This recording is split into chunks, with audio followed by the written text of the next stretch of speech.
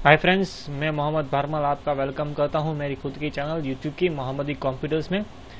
इसके वीडियो में हम बात करेंगे विजुअल बेसिक के बारे में। एडियो जो आता है कंट्रोल अनबाउंड कनेक्टिविटी में जो जनरली इस्तेमाल किया जाता है।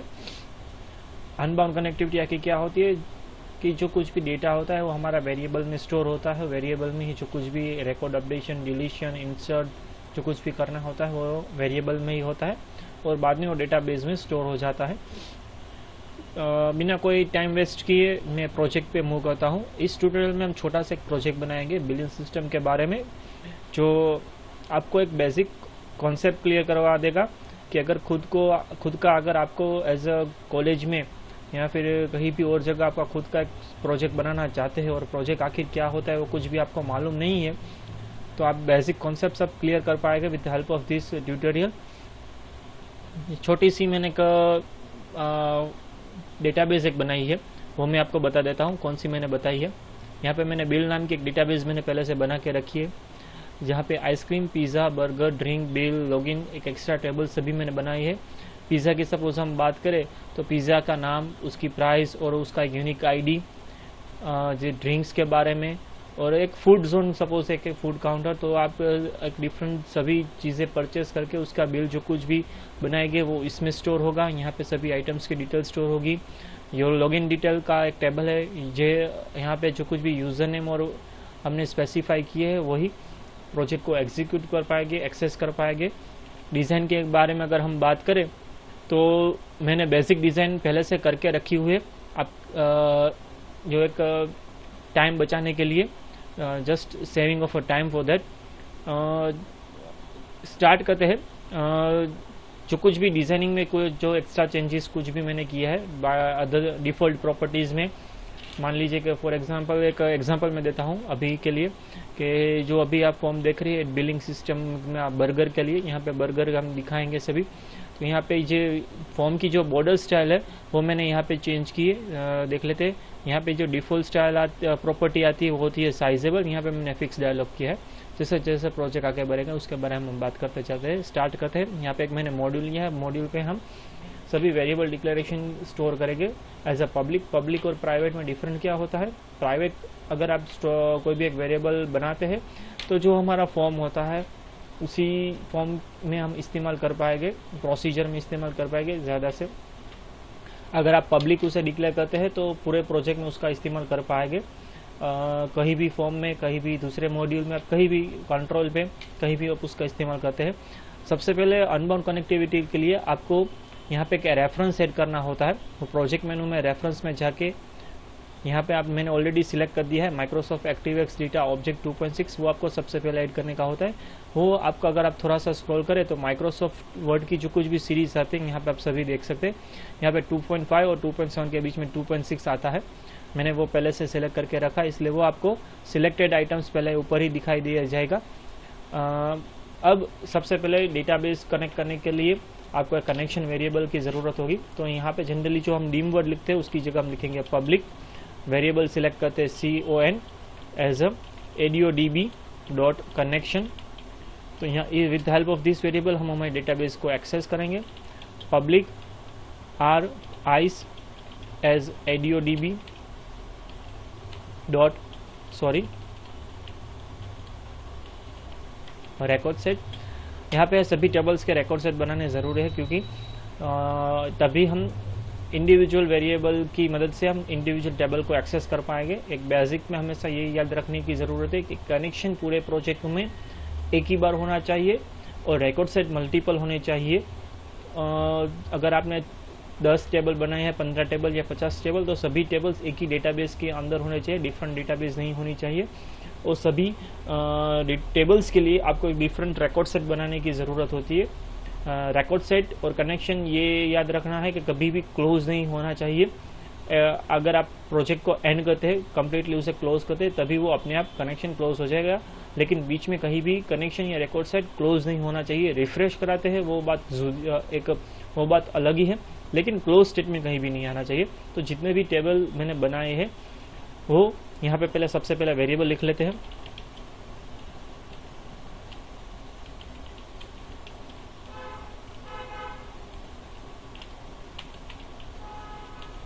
नेक्स्ट टेबल,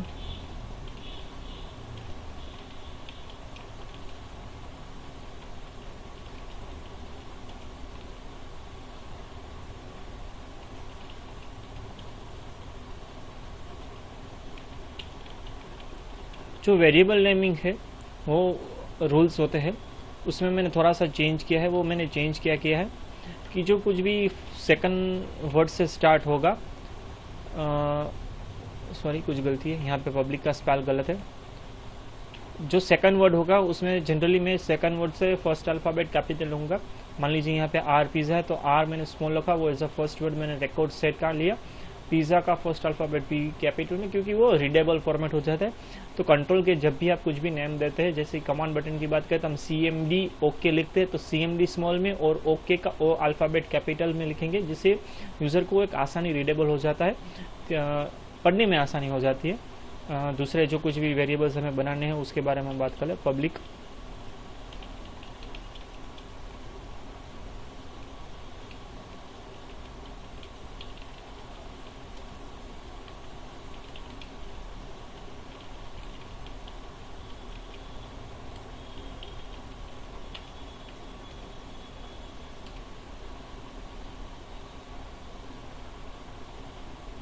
ये मैं सभी टेबल्स के वेरिएबल बना लिए हैं। अब जो बाय डिफ़ॉल्ट प्रोसीजर में एक आती है वो होती है सबमेन प्रोसीजर, जिसमें हम कनेक्शन ओपन और रिकॉर्ड सेट ओपन की जनरली कोड लिखते हैं। तो वो मैं स्टार्ट करता हूँ। तो सबसे पहले यहाँ पे हम लिखेंगे पब्लिक सब मेन। ये एक स्पेशल प्रोसीजर होती है जो बाय डिफ़ॉल्ट आप स्टार्टअप में लिख सकते हैं before loading your project, initialising your project. ये प्रोजेक्ट इनिशियलाइज बाद में होगा, उससे पहले एक यहाँ का जो कुछ भी आपका कोड होगा वो एग्जीक्यूट होगा, बाद में आपकी जो कुछ भी मेन स्क्रीन होगी वो अपीयर होगी। तो जो सबसे पहले हमने कनेक्शन वेरिएबल बनाया उसी मदद से हम यहाँ पे हम अपनी डेटाबेस ओपन कर सकते हैं। तो यहाँ पे आप देख सकते हैं सिंटेक्स में कनेक्शन स्ट्रिंग यहाँ पे मुझे मिल गया। तो कनेक्शन स्ट्रिंग अभी के लिए हम क्या करेंगे, जो हमारे यहाँ पे एक स्प्लैश स्क्रीन हमने बनाई है उसमें टेम्पररी एक ADODC कंट्रोल हम यहाँ पे अब लिख लेंगे। अब ये ADODC कंट्रोल मैंने कहाँ से लिया, कंपोनेंट में आके अगर आप यहाँ पे देखेंगे तो मैंने ऑलरेडी सिलेक्ट करके रखा है Microsoft audio data control 6.0 OLEDB। ये थोड़ा सा और स्क्रॉल करना पड़ेगा, जैसे कि जो पहले मैंने बताया था माइक्रोसॉफ्ट वर्ड की सीरीज़ में, तो आपको वो मिल जाएगा। यहाँ पे प्रॉपर्टीज़ में आके बिल्ड में जाएंगे, Z4 नेक्स्ट। यहाँ पे हमारी डेटाबेस जहाँ भी हमने सिलेक्ट की है स्टोर करके रखी है उसे सिलेक्ट करके ओके प्रेस करेंगे। सॉरी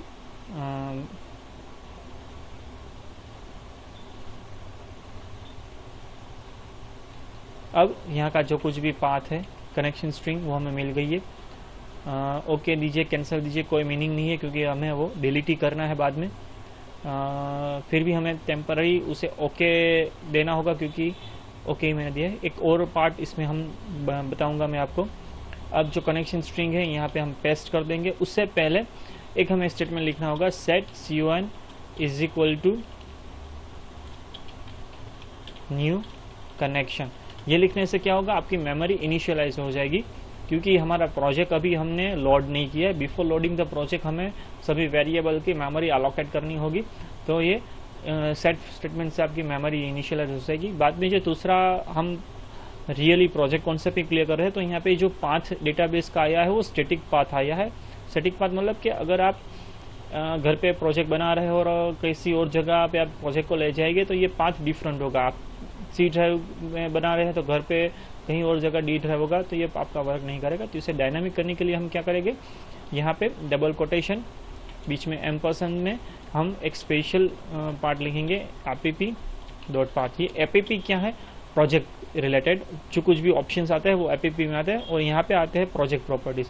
तो प्रोजेक्ट प्रॉपर्टीज़ में आप यहाँ पे जो कुछ भी दिखेंगे वो होगा आपका app। और मान लीजिए आपको एक टाइटल सेट करना है, तो यहाँ पे एप्लीकेशन में आप देख सकते हैं, तो यहाँ पे मैं लिख सकता हूँ बिलिंग सिस्टम। तो मैंने बिलिंग सिस्टम यहाँ पे लिखा है, तो कहीं भी मैं अगर app.title लिखूंगा तो वो बिलिंग सिस्टम मुझे दिखाई दिया जाएगा। और यहाँ पे एक हमें स्लैश एक और ऐड करना होगा क्योंकि हमारा पाथ जो आएगा बिलिंग सिस्टम जो फोल्डर था, फोल्डर नेम तक ही रिटर्न करेगा और फोल्डर नेम के बाद स्लैश और हमारे डेटाबेस का नेम। रिमेनिंग जो कुछ भी है एक और स्टेटमेंट, क्योंकि हमारी डेटाबेस लोकल है तो हमें कंपलसरी एक स्टेटमेंट वो लिखना होगा, कर्सर लोकेशन, क्योंकि हमारी डेटाबेस क्या होती है वो हमें स्पेसिफाई करना होता है कि हमें क्लाइंट फॉर्मेट इस्तेमाल करना है। अब रिमेनिंग सभी को मैं इनिशियलाइज कर दूंगा।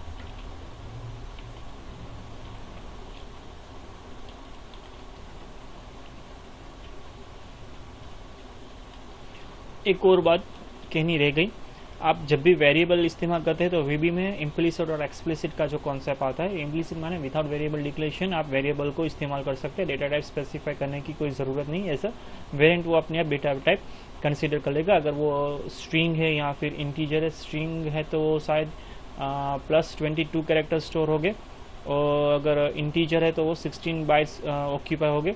तो ऐसा नहीं हो तो उसके लिए आप ऑप्शन में आके यहाँ पे जनरल में कहीं मैंने ऑलरेडी सेट किया, यहाँ पे वेरिएबल रिक्वायर मैंने ये टिक करके रखा है, ये बाय डिफ़ॉल्ट सिलेक्टेड ऑप्शन ही है। इसकी मदद से आपको हर बार पहले वेरिएबल डिक्लेयर करने ही होंगे।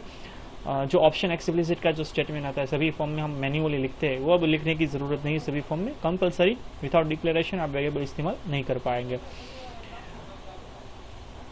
आगे करते हैं। मैंने सभी डेटा सेट रिकॉर्ड सेट को इनिशियलाइज कर दिया, उसे ओपन करने की बारी है। तो ris.open, यहाँ पे हम कमांड लिखेंगे सिलेक्ट स्टार फ्रॉम हमारा टेबल नेम आइसक्रीम, साथ में हम लिखेंगे order by name. Order by name से क्या होगा, जो हमारा नेम फील्ड है यहाँ पे मैं दिखाऊंगा, जो हमारा नेम फील्ड है आइसक्रीम का, यह नेम हमारा अल्फ़ाबेटिकल ऑर्डर में डिस्प्ले होगा। यहाँ पे आप देख सकते हैं वैनिला फर्स्ट आइटम है, सी सेकंड आइटम है, तो हमारा अल्फ़ाबेटिकल ऑर्डर यहाँ पे आलमोंड है वो सबसे पहले डिस्प्ले होगी, बाद में सी, बाद में CH, जो कुछ भी अल्फ़ाबेटिकल ऑर्डर होगा। जहाँ पे ऑर्डर में आप जो कुछ भी फील्ड लिखेंगे, प्राइस लिखेंगे तो प्राइस फॉर्मेट में, ID लिखेंगे तो ID, यहाँ पे नेम लिखेंगे हम, कोमा कौन सी डेटाबेस में वो टेबल अवेलेबल है, कौन सा फॉर्मेट हमें रखना है, और यहाँ पे एक एक्स्ट्रा मैं लिखूँगा एक add CMD text. Add CMD text क्यों, क्योंकि हमें रिकॉर्ड सेट को एज ए कमांड एग्जीक्यूट करवाना है। वो कहाँ से आया, दूसरे जो कुछ भी डायनामिक और पेसिमिस्टिक तो पॉपअप में से मैंने सिलेक्ट किया। एड टेक्स्ट मैंने मैन्युअली टाइप किया है, वो दिखाता हूँ।